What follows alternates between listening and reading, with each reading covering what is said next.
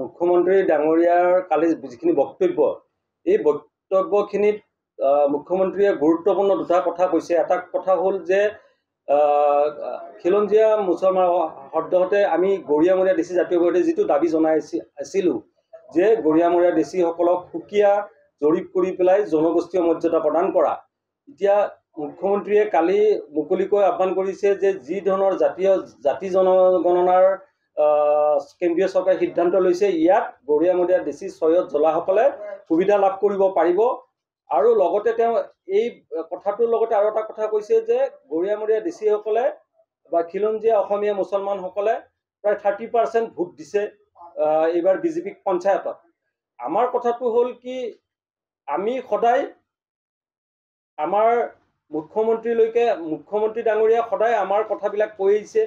আমি আদৰণি জনাইছোঁ মুখ্যমন্ত্ৰীৰ বক্তব্যত, আৰু মুখ্যমন্ত্ৰীজনক আমি আস্থাত লৈছোঁ, মুখ্যমন্ত্ৰী ডাঙৰীয়াক আমি আস্থাত লৈছোঁ যে গৰিয়ামৰীয়া দেশীৰ সমস্যাবিলাক তেওঁ হৃদয়ংগম কৰিব পাৰিছে। আৰু হৃদয়ংগম কৰিব পৰাৰ কাৰণে তেওঁ প্ৰথম আলাপ আলোচনাৰে মুখ্যমন্ত্ৰী ডাঙৰীয়া হৈয়ে তেওঁ চকীত বহিয়ে তেওঁ আলাপ আলোচনাৰ মিটিং কৰে, গৰিয়ামৰীয়া দেশীসকলৰ বিভিন্ন সমস্যাৰ কথা আলোকপাত কৰে। কৰি পেলাই তেওঁ এই গৰিয়ামৰীয়া দেশীসকলৰ এটা ৰাজ্যিক ভিত্তিত এটা সুকীয়া ছাৰ্ভে কৰাৰ ব্যৱস্থা তেওঁ হাতত লৈছিলে, কিন্তু এতিয়ালৈকে সেইটো সম্পন্ন হোৱা নাই।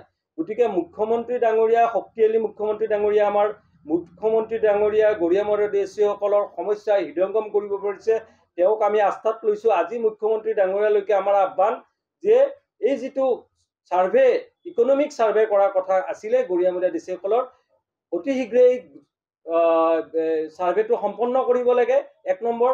2 নম্বৰ কথাটো হ'ল এই জাতীয় জনগণনাত স্বঘোষিতভাৱে নিজৰ জনগোষ্ঠীটোৰ নাম ক'ব পাৰিব। গতিকে ইয়াত পূৰ্ববংগীয় লোকসকলেও নিজৰ জনগোষ্ঠীৰ নামটো তেওঁলোকে গৰিয়া বুলি লিখি দিয়াৰ সম্ভাৱনা আছে, দেশী বুলি লিখি দিয়াৰ সম্ভাৱনা আছে, বা অন্যান্য লোকসকলেও বিহাৰৰ পৰা ইউপিৰ পৰা অহা লোকসকলেও তেওঁলোকেও গৰিয়া নামেৰে তেওঁলোকে অন্তৰ্ভুক্ত হোৱাৰ এটা সন্দেহ থাকি যায়।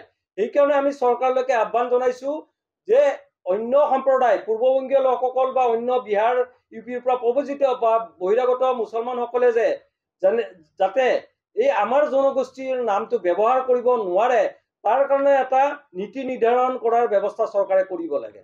2 নম্বৰ।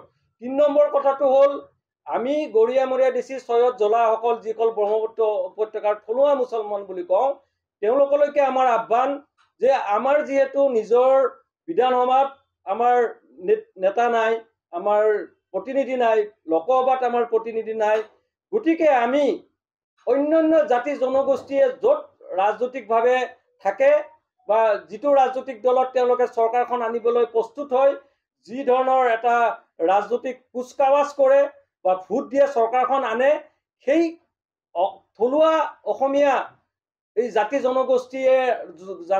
জনগোষ্ঠীৰ লগত একেলগে থাকি আমি চৰকাৰখন অনাৰ ব্যৱস্থা কৰিব লাগে, বা তাতে আমি ভোট দিয়াৰ ব্যৱস্থা কৰিব লাগে। তেতিয়াহে আমি জাতি জনগোষ্ঠীৰ উন্নতি হ'ব। যদি